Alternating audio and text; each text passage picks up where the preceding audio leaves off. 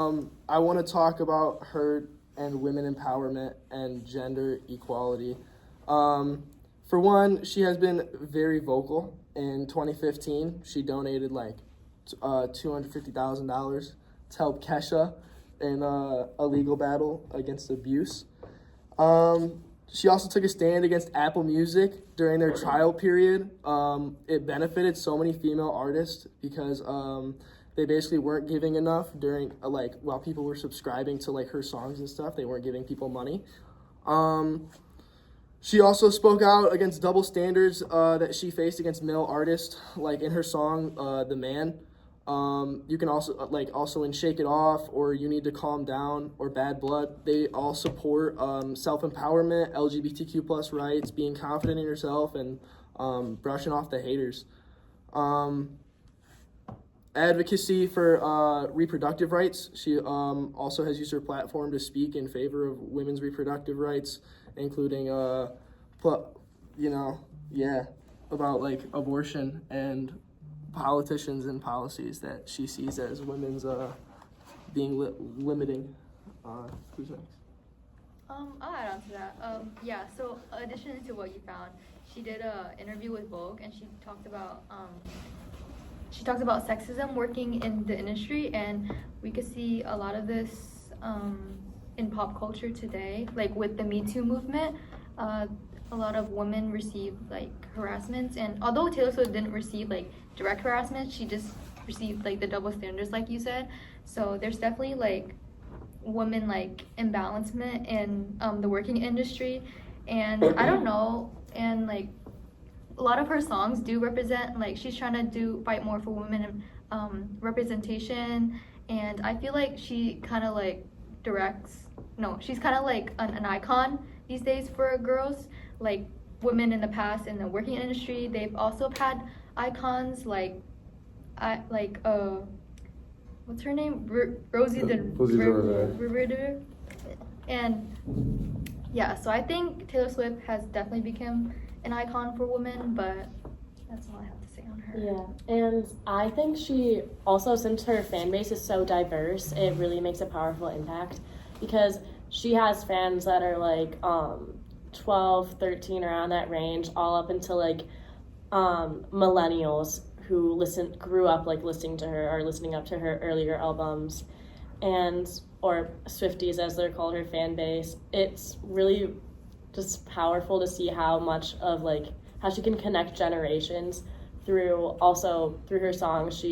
They're like uplifting, or they're talking about like social issues, and like you two have mentioned earlier, just like her message is really powerful, and her storytelling like as well.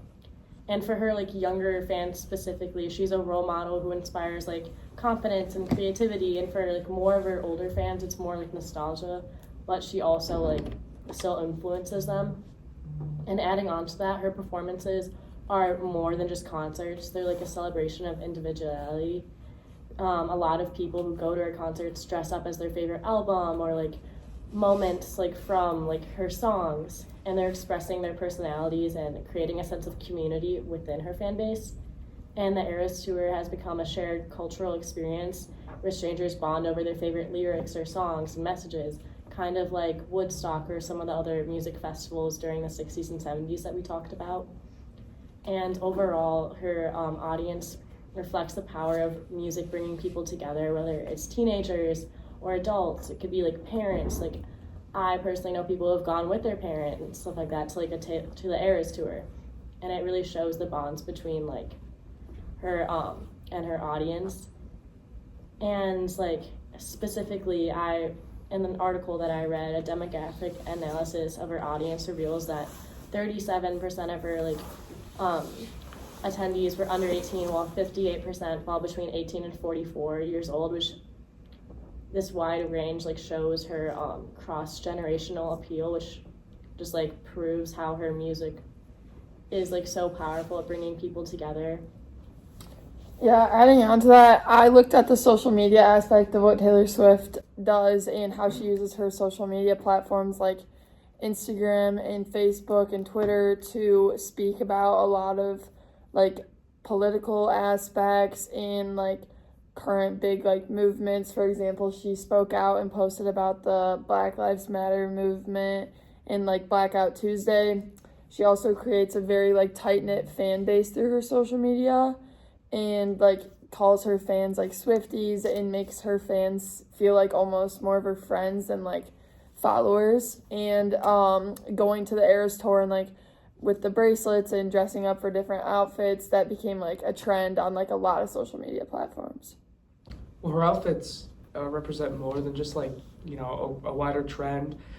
She wore to her New Orleans show an orange dress. A lot of people are calling it the Tide Pod dress, but it didn't. That's not what it was for. It was actually representing the Gallery Orange, which is a contemporary art gallery in New Orleans that sells local art from people around the area. So it shows that she's not only thinking about what she's saying, but what she's wearing too, and she's lifting other people up and bringing everybody together. Yeah, I got something to say as well. We've all been talking about things that have gone right and things that have been encouraging, but throughout the Eras tour, there's also been things that have been quite controversial.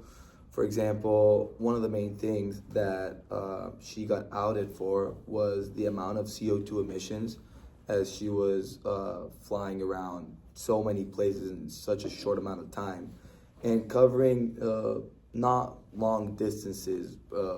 For example, one time she had a few tours around the U.S., which between cities that were only 30 minutes apart in a flight, and she decided to take a private jet instead of doing a commercial airline and trying to save those CO2 emissions.